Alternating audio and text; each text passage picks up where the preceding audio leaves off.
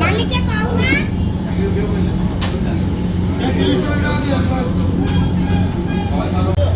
ওনারা কথা ছিল না আমাকে ফোন রিসিভ করব ফোন করে রিসিভ করব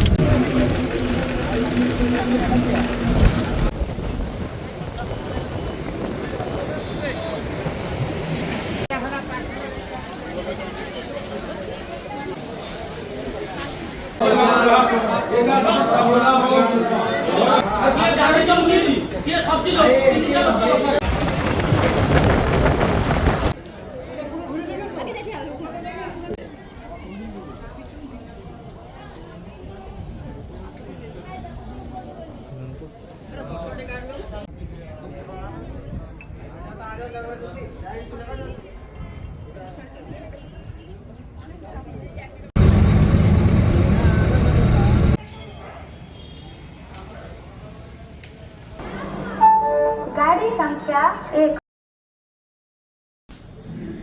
hello everyone, welcome back to my channel light camera রিশতা।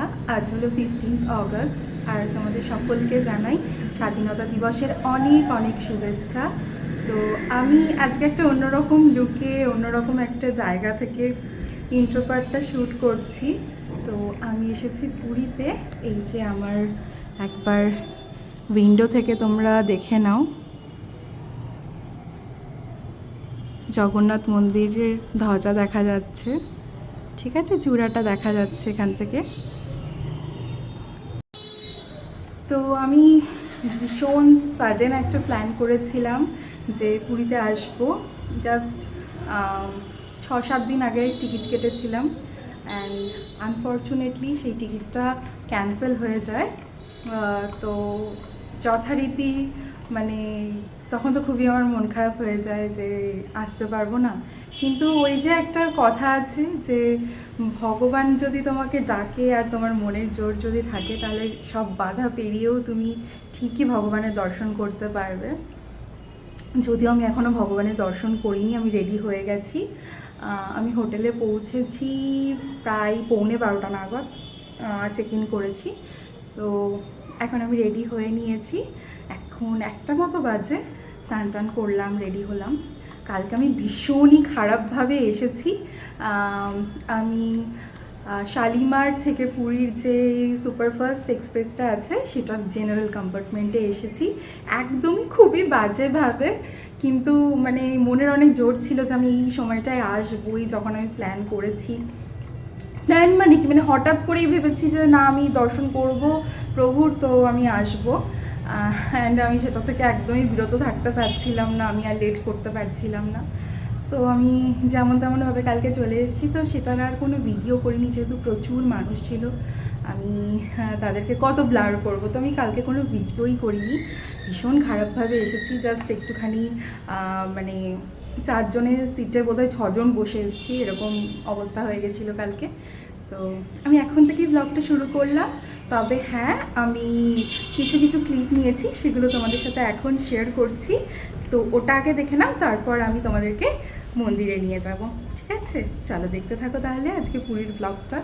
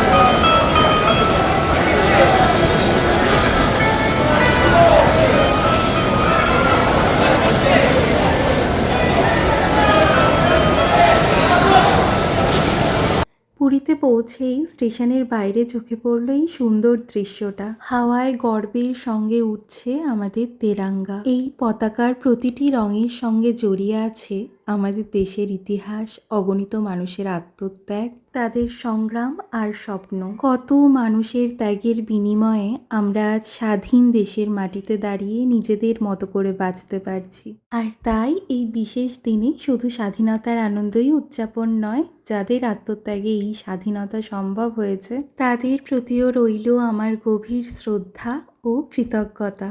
পুরীর এই সুন্দর পরিবেশে হাওয়ায় উড়তে থাকা আমাদের গর্ব, আমাদের জাতীয় পতাকাকে সামনে রেখে স্বাধীনতা দিবসের এই মুহূর্তটা সারা জীবন আমার কাছে বিশেষ হয়ে রইল। এইবার চলো একটা সম্পূর্ণ অন্যরকম অভিজ্ঞতার দিকে যাই। পুরীতে ঢুকেই প্রথম সকালটা শুরু করলাম পুরীর এক বিশেষ খাবার দিয়ে। আজ প্রথমবারের জন্য ট্রাই করলাম পুরীর বিখ্যাত দই বড়া।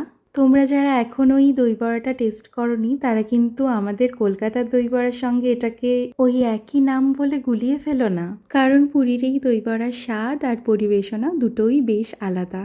এই দই বড়াটার কথা আমি প্রথম যেদিন জানতে পেরেছিলাম সেই দিনই ঠিক করেছিলাম পুরী গেলে অবশ্যই এটা ট্রাই করব। আর স্টেশন থেকে বেরোনোর মুখে যেখানে ওই অটোগুলো দাঁড়ায়, সেখানে অপোজিটে দেখলাম এই দই বড়া স্টলটা। আমি তো ভেবেই এসেছিলাম এবার পুরীতে সমস্ত লোকাল ফুড ট্রাই করে দেখব, আর তার শুরুটাই হলো দই বড়াকে দিয়ে। এইবার আসি এটা টেস্টের প্রসঙ্গে। পুরীতে এই দই বড়ার সঙ্গে আলুর দম সার্ভ করা হয়, আর তাই যখন ফার্স্ট বাইটটা নিয়েছিলাম আমি টক, ঝাল, মিষ্টি এই তিনটে ফ্লেভারই একসঙ্গে পেয়েছিলাম। আর বড়াগুলো ভীষণ সফট ছিল, তো আমার তো দুর্দান্ত লেগেছিল। এরপর আমি আর অটোর ঝামেলায় না গিয়ে একটা বাসে করে পৌঁছে গিয়েছিলাম স্বর্গদুয়ার ঘাটের কাছেই। আমি তো অ্যাপ থেকে দেখেই রেখেছিলাম একটা হোটেল, তবুও স্বর্গদ্বার ঘাটে নেমে ভাবলেও প্রাইসের মধ্যে যদি ভালো কোনো হোটেল পাওয়া যায়, কিন্তু সেটা আর আমার পছন্দ হয়নি। সেই জন্য আমি আগে থেকে যেটা দেখে রেখেছিলাম সেই হোটেলেই চলে গিয়েছিলাম।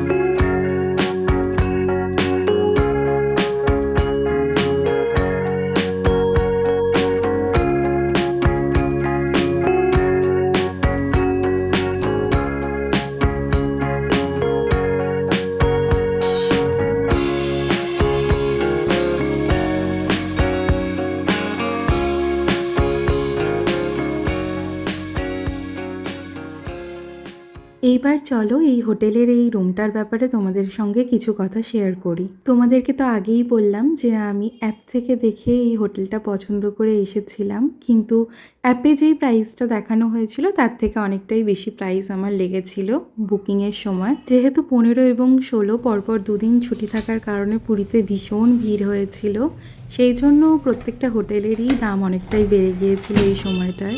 আর সেই কারণে আমাকেও এই রুমটা একটু বেশি প্রাইস দিয়েই বুক করতে হয়। তবে এই হোটেলের আমার একটা জিনিস ভীষণই খারাপ লেগেছিল। একে তো আমাকে ওভার প্রাইস দিয়ে বুক করতে হয়েছে, তারপরে আবার এই রুমের সাথে একটা কিচেন ছিল এবং একটা ছাদে যাওয়ার জন্য দরজাও ছিল। তোমরা যদি খেয়াল করে থাকো দুটো দরজাতেই দেখবে তালা দেওয়া ছিল। এইবার আমি যখন ম্যানেজারকে এই বিষয়ে বলি যে আমাকে কেন কিচেন বা ছাদের দরজাটা খুলে দেওয়া হচ্ছে না, তখন উনি বলেন এটার জন্য প্রাইস আরও বেশি লাগবে। তো আমি আর যেহেতু রান্নাবান্নার আমার কোনো প্ল্যানিং ছিল না, তো আমি আর এটা নিয়ে কিছু বলিও নি। ওভারঅল একদিন থাকার জন্য রুমটা আমার ঠিকঠাকই লেগেছিল। আর এখানে ছাদে যাওয়ার জন্য একটা কমন দরজা ছিল।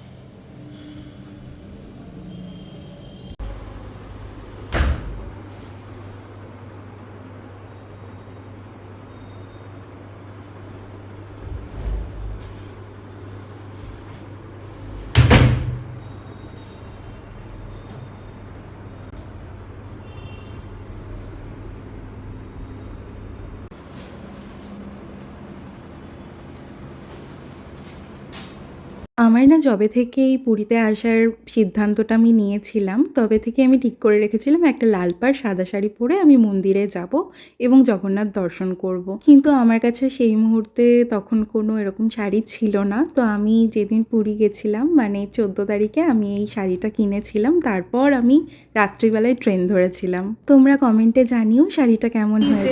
এটা হলো আমার মন্দিরে যাওয়ার জন্য লুক। আঁচলটা অবশ্য ছেড়ে দেবো, এরকম করে নেব। সো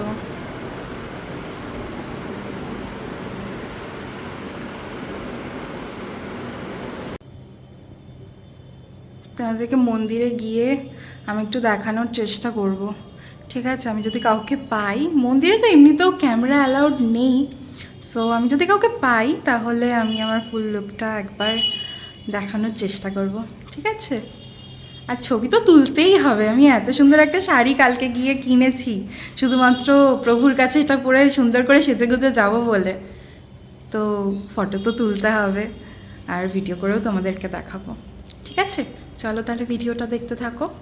আমার হোটেল রুম থেকে মন্দির হাঁটা পথে ওই প্রায় 5 মিনিট মতো।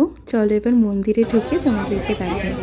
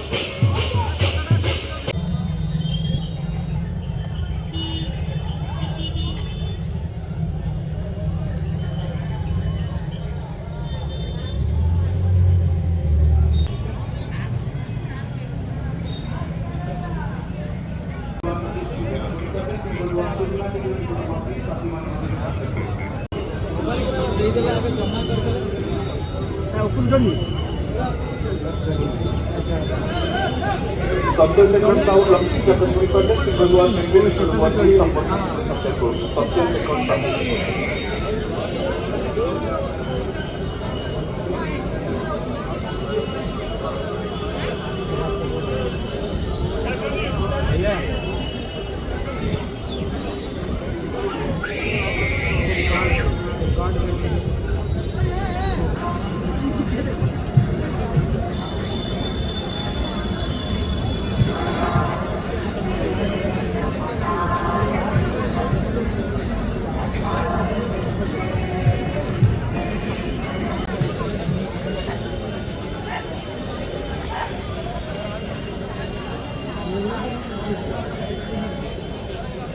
তো আমার তো ভগবানের দর্শন হয়ে গেল, প্রসাদও পেয়েছি।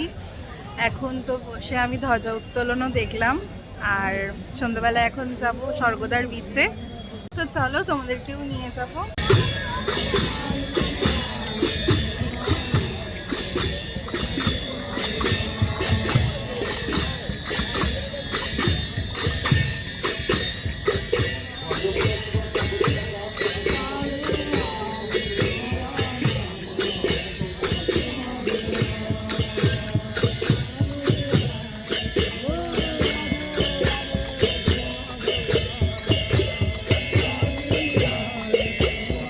তো আমি মন্দির থেকে বেরিয়ে বিচে যাওয়ার আগে একবার হোটেলে গিয়েছিলাম ড্রেস চেঞ্জ করে নেওয়ার জন্য।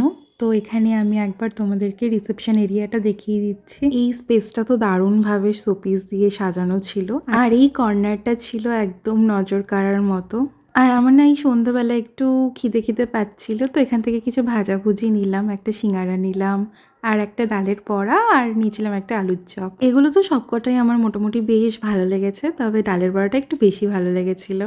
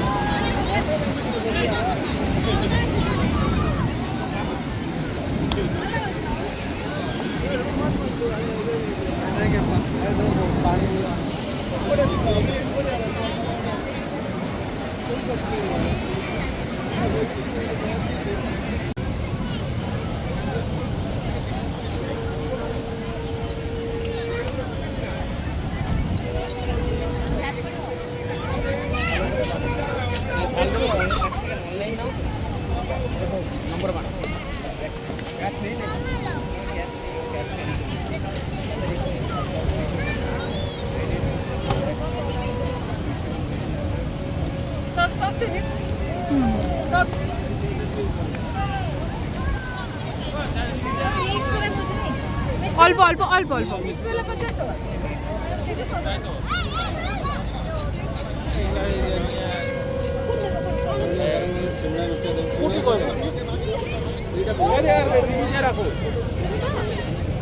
তো বিচ সাইডে ফুড স্টলগুলো ধরে হাঁটতে হাঁটতেই আমি একটা রুটির দোকান দেখলাম, আর সেখান থেকে নিয়েছিলাম রুটি আর চিকেন কষা। খাবারটা অর্ডার দেওয়ার পর খাবারের কোয়ালিটি নিয়ে আমি একটু চিন্তা ভাবনায় পড়ে গেছিলাম, কিন্তু খাবারটা টেস্ট করার পর আমার ভীষণ ভালো লেগেছিল। এরপর একটা আইসক্রিম খেতে খেতে চলে এসেছিলাম বাড়ির জন্য আর কয়েকজন কাছের মানুষের জন্য খাজা নিতে।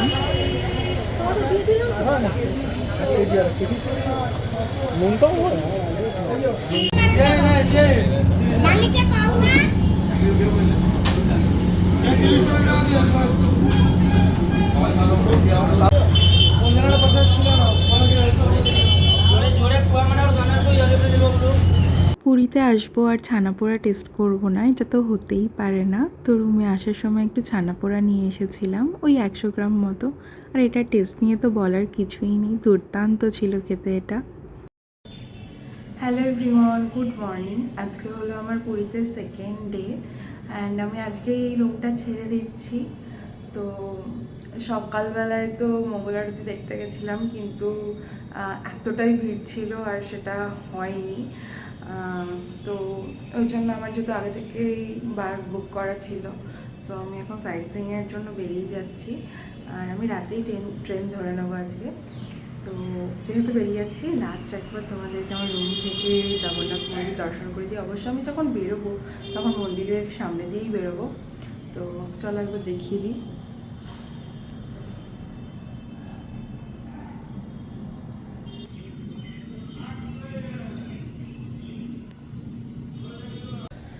তো তোমাদেরকে দর্শন করিয়ে দিলাম। আর আমি র্যাপিডো বুক করে নিয়েছি, তো আমার র্যাপিডো প্রায় চলে এসেছে। তো চলো বেরোনো যাক। তারপর দেখি কোথায় কোথায় ঘোরা যায়। দেখি বলতে জানি আমি কোথায় কোথায় ঘোরাবে, 7টা জায়গা ঘোরাবে বলেছে। তো আমি যা যা ঘুরবো তোমাদেরকেও তাই তাই ঘোরাবো আমার সাথে। তো চলো বেরোনো যাক।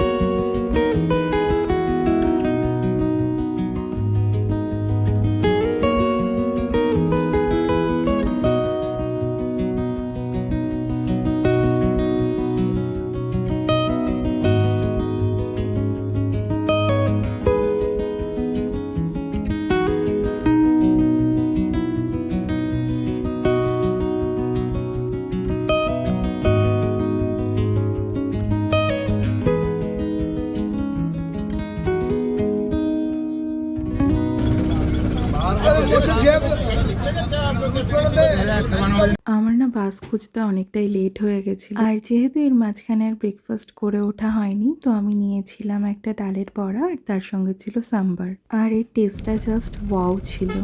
আর এরই সঙ্গে কয়েকটা চিপস, পপকর্ন এসব নিয়ে উঠেছিলাম বাসে, যাতে গা না গুলোয়। আর হ্যাঁ, আরেকটা কথা তোমাদের সঙ্গে আমি শেয়ার করে রাখি, তোমরা যারা ট্যুরস অ্যান্ড ট্রাভেলস থেকে সাইট সিইং এর জন্য বাস বুক করবে, তারা কিন্তু একটু কনফার্ম হয়ে অ্যাডভান্স করো যে তোমাদের কি ধরনের বাস সার্ভিস দেওয়া হবে। কারণ এক্ষেত্রে কিন্তু আমার সঙ্গে এক প্রকার স্ক্যাম হয়ে গেছিলো বলতে পারো। তার কারণ আমাকে যেই বাসটা দেখিয়ে বুক করানো হয়েছিল সেটা ছিল একটা এসি ভলভো বাস, কিন্তু যখন আমি বাসের কাছে যাই তখন সেটা ছিল একটা মিনি বাস। আর তাছাড়া অ্যাডভান্স নেওয়ার আগে ওনারা অনেক কিছু বলেন যে অনেকগুলো জায়গা ওনারা সাইট সিইং করাবেন, কিন্তু সেগুলো আর হয় না।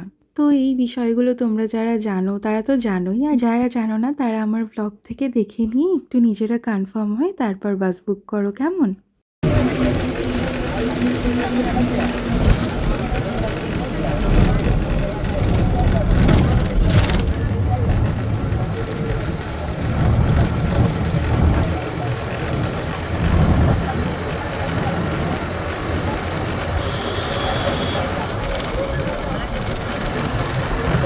আমাদের সাইট সিইংয়ের জন্য প্রথম স্টপেজই ছিল পঞ্চমুখী হনুমান মন্দির।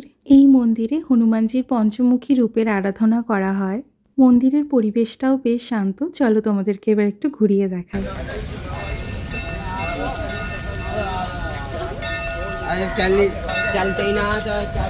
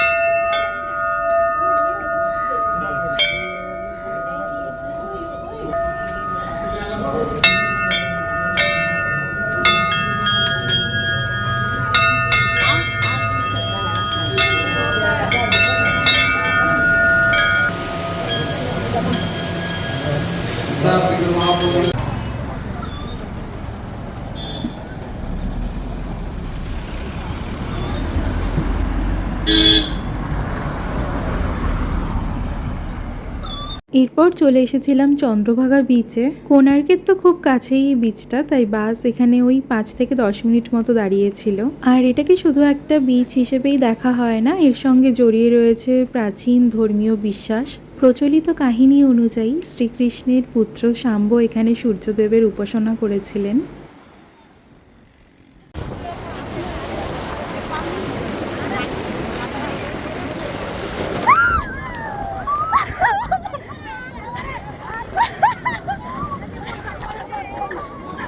আর এখানে না একটা দুর্ঘটনা ঘটে যায়, এত জোরে একটা ঢেউ আসে, আমাকে তো পুরো কোমর অবধি ভিজিয়ে দিয়েছিল। আর আমার আশেপাশে যারা ছিল তাদের মধ্যে একজনের হাত থেকে ফোন পড়ে যায়।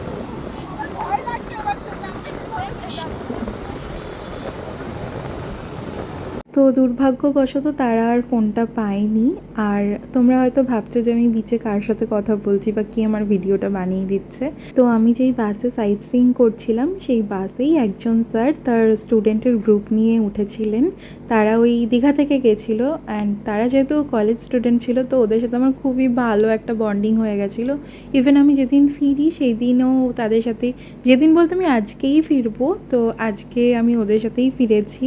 তো খুবই ভালো বন্ডিং হয়ে গেছিলো, এমনকি আমরা ফোন নাম্বার পর্যন্ত এক্সচেঞ্জ করেছি। And the group was very cooperative. আর মেয়েরা, তাদের কথা আমি আর কি বলবো, ওরা ভীষণ মিষ্টি ছিল আর দিদি দিদি করে এত ভালো করে কথা বলছিল। তো আমি তো খুব এনজয় করেছি এবারের ট্রিপটা।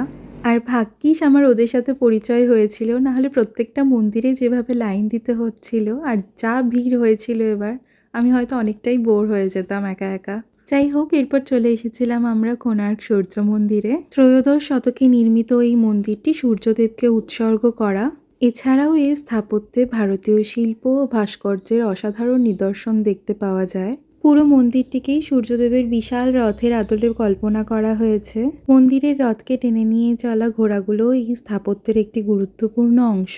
ইউনেস্কোর বর্ণনায় সূর্যদেবের রথকে 7টি ঘোড়ায় টানা হিসেবে উপস্থাপন করা হয়েছে, যদিও বর্তমানে 6টি ঘোড়ার ভাস্কর্য দৃশ্যমান।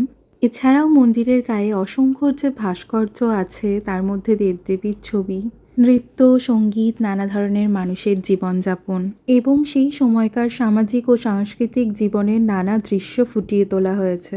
আর তাই মন্দিরের এই দেয়ালগুলো কেবলমাত্র স্থাপত্যই নয়, দেখে মনে হয় যেন গোটা সময়টাকেই ধরে রেখেছে। একসময় এই মন্দিরের মূল গর্ভগৃহের উপরে একটি বিশাল শিখরও ছিল, কিন্তু সেটি পরবর্তীকালে আর টিকে থাকেনি। এখন যে অংশটি সবচেয়ে প্রমিনেন্ট তা হলো জগমোহন বা মন্দিরের সমাবেশ কক্ষের টিকে যাওয়া এক বিশাল অংশ। পুরো স্ট্রাকচারটা দেখলেই মনে হয় সত্যিই যেন সূর্যদেবের রথটা পাথরের মধ্যে স্থির হয়ে আছে। আর এই অসাধারণ স্থাপত্যের জন্যই 1984 সালে কোণার্ক সান টেম্পল ইউনেস্কো ওয়ার্ল্ড হেরিটেজ সাইটের স্বীকৃতি পায়। আমার কাছে কোণার্কের সবচেয়ে ইন্টারেস্টিং ব্যাপারটা হলো এটা কেবল একটা পুরনো মন্দির কিংবা একটা স্ট্রাকচারই নয়, এখানে দাঁড়িয়ে একই সঙ্গে হিস্ট্রি, আর্ট, আর্কিটেকচার এবং মাইথোলজির একটা সুন্দর কানেকশন দেখা যায়।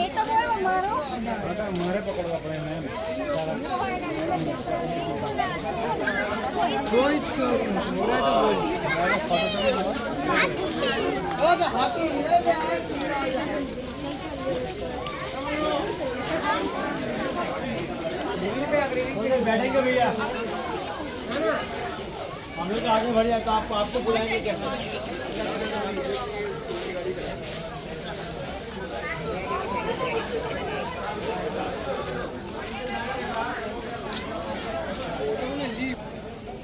फोटो करते हैं।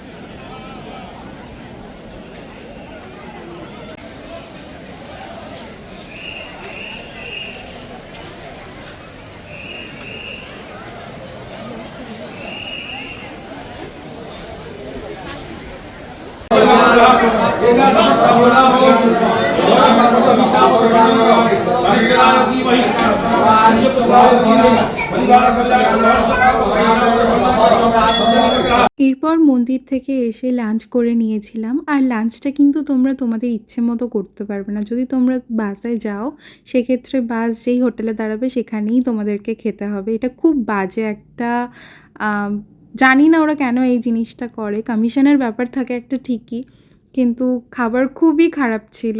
বলতে নেই খাবার নিয়ে এরকম, কিন্তু সত্যি কথা বলতে মুখে দেওয়া যাচ্ছিল না। প্রত্যেকটা তরকারিতে ভীষণ কালার দেওয়া ছিল। তো এই ব্যাপারটা নিয়ে আমি একদমই ডিসঅ্যাপয়েন্টেড হয়ে গেছিলাম। আর এখানে না আমার হাত কেটে গেছিলো ওই হোটেলে সকালবেলায় বেরোনোর সময় হাতটা দরজায় লেগে, মানে ছিটকানিতে লেগে কেটে যায়। তো ওই জন্য আমি ব্যাগে তো একটা ব্যান্ডেড নিয়ে এসেছিলাম, একটা না অনেকগুলোই ব্যান্ডেড নিয়ে এসেছিলাম। তো ওই একটা ব্যান্ডেড লাগিয়ে নিলাম, হাতে ভীষণই জ্বালা করছিল তাই। আর হ্যাঁ, একটা কথা বলা হয়নি তোমাদের, কোণার্ক থেকে বেরোনোর সময় না সবাই অনেকটা আগে চলে গেছিলো। আমি একটুখানি পিছিয়ে গেছিলাম ভিডিও করতে করতে। তো আমার না ড্রেসটা অনেকটা ভিজে গেছিলো, অনেকটা বলতে পুরোটাই ভিজে গিয়েছিল। তো আমি লাঞ্চের পর আবার ড্রেসটা চেঞ্জ করেছিলাম। আর হ্যাঁ, আমার পেছনে এখন যে আন্টিকে দেখছো সেটাই হলো ওই যে বললাম না যে একজন স্টুডেন্টের সঙ্গে তার মা এসেছিলো, সেটাই আন্টি। তো ওই আন্টিও ভীষণ ভালো ছিল।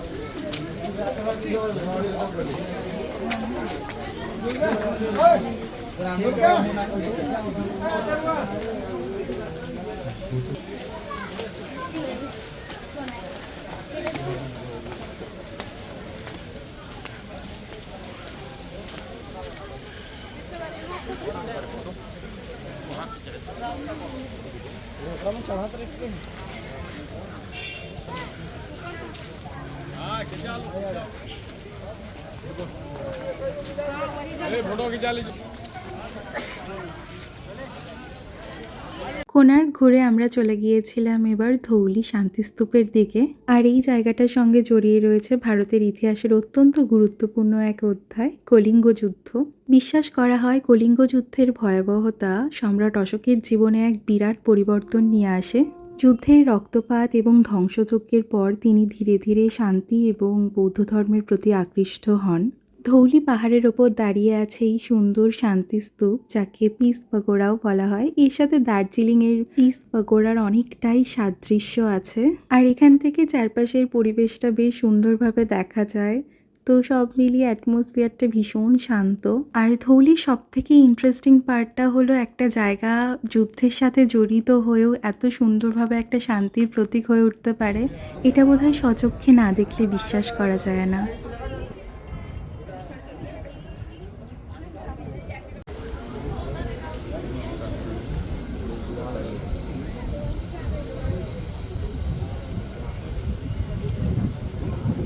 এত সুন্দর একটা জায়গা, সবাই তো ফটো তুলছিল, ভিডিও বানাচ্ছিল, আমিই বা বাদ যাই কেন?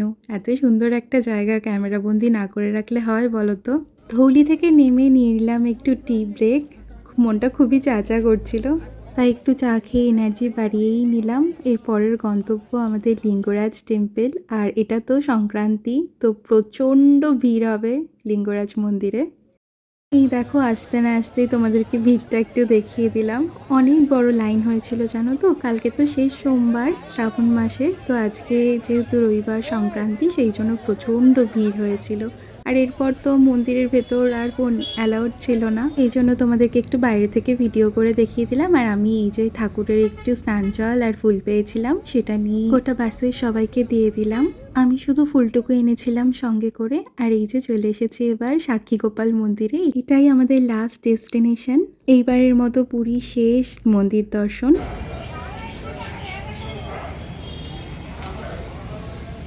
ভগবানের দর্শন করে এবার ধরলাম স্টেশনের পথ। এই যে এনারা সবাই লিঙ্গরাজ মন্দির থেকে মহাদেবের মাথায় জল ঢেলে বাড়ি ফিরছে। আমিও আজ একটা সুন্দর অনুভূতি নিয়ে বাড়ি ফিরছি। এই দুটো দিনে এতগুলো জায়গা ঘুরলাম, এত কিছু দেখলাম, কত কত খাবার ট্রাই করলাম, তাছাড়াও কত নতুন মানুষের সাথে পরিচয় হলো। সব মিলিয়েই পুরী ট্রিপটা আমার কাছে সুন্দর একটা মেমোরি হয়ে থাকবে। আর একটা ট্রিপ শেষ হওয়ার সঙ্গে সঙ্গেই তো পরের ট্রিপের গল্প শুরু হয়। তাই আবার নতুন কোনো জার্নিতে দেখা হবে, নতুন কোনো জায়গা আর নতুন কিছু গল্প নিয়ে। ততক্ষণ অবধি ভালো থেকো, নিজের খেয়াল রেখো। আর যদি আমার সঙ্গে এই পুরো পুরী জার্নিটা ভালো লেগে থাকে, তাহলে অবশ্যই এই ব্লগটাকে ভালোবাসা দিও। দেখা হবে খুব তাড়াতাড়ি আর একটা নতুন ব্লগে।